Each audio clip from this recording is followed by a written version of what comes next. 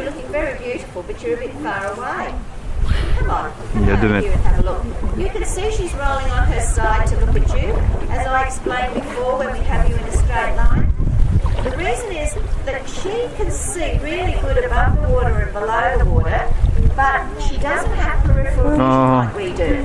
So for her, it's easier to roll on her side and look at you.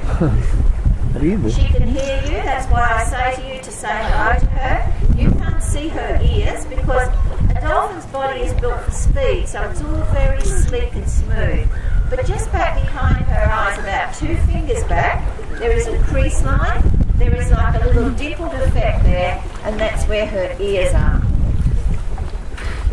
Now they also say with dolphins that what they don't pick up visually and audibly, they don't pick up with their echolocation. Echolocation is a wonderful system. What it is it's a series of clicks of words that come out from her blowhole. They go right across her rostrum, out to hit your legs, and you might hear her every now and again using those little noises.